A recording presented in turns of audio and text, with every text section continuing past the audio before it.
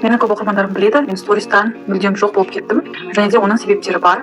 Біз күйеуіміз екеуміз ажырасуға дейін барды. Себептердің бірі ол менің отношенияда еркек болып кеткенім. Мен всегда торпедамын, мен всегда алға бәрін істейік, бәрін жасайық деп жүретін адаммын, бірақ әйел адамы ол нәрседен шаршайды екен, бірақ мен шаршамаймын деп ойладым. Сол менің үлкен қателігім болды. Енді ойлайтын шығарсыздар, Аружан ажырасқанды жақсы көреді, но я тот самый человек, который всегда топит за семью. Ажыраспаудың әрдайым амалын ойлайтын адам. Көбінесе көп психологтардың айтатыны, еркектің алдына шаппаңыздар дейді, бірақ мен природам сондай адаммын. Мен постоянно еркекпен бірге жұмыс істегім келеді, бірақ оның барлығы отношенияға келген кезде үлкен бір проблема алып келетінін мен енді түсіндім. Басында біздің отношенияда бәрі керемет болды. Күннің бір күнінде мен түсіндім. Я делаю, оказывается, то, что мне не нравится. Но что мне не нравится екенін мен түсінбедім. Үлкен психологтармен жұмыстар басталды. Күйеуім күшті, керемет, менің күйеуім барлығын істейді мен үшін. Бірақ мен өзімді бақытты сезіне алмай жүрмін деп айттым. Ол жайдан жай күйеуіңіз ешқандай абьюзер болмаса, сіз неге олай өзіңіз сезінесіз деді. Өте көп ойландым, және де менің жауабым сол болды. Еркекке еркек болуға, проявляться етуге мүмкіндік бермеймін мүлдем. Соны түсінген сәтте мен ақырындап өзімнің оборотымды снижать етіп бастадым. Мен әйелмін, мен үйде отыру керекпін,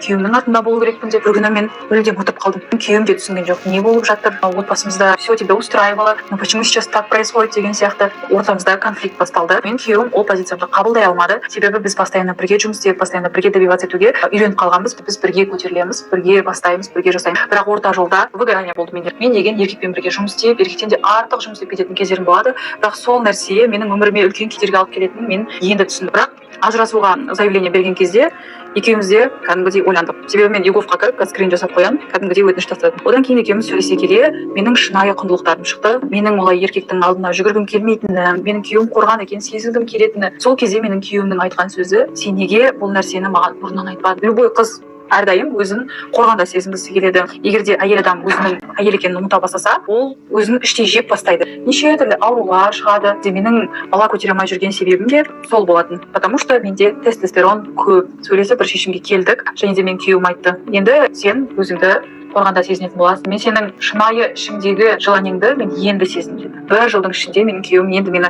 танып біліп жатыр. Мен ол нәрсеге қуандым, то что мы очень рано это поняли. Менің күнделікті макияжым дайын. Сіздерге өзімнің осы ситуациядан не түсінгенімді айтқым келіп тұр. Ешқашан біреудің отын жандыру үшін өздеріңізді өртемеңіздер. Шыдай білеміз, төзе білеміз деп барлығына шыдай берудің қажеті жоқ. Өздеріңіздің қалауларыңызды, іштеріңізде жатқан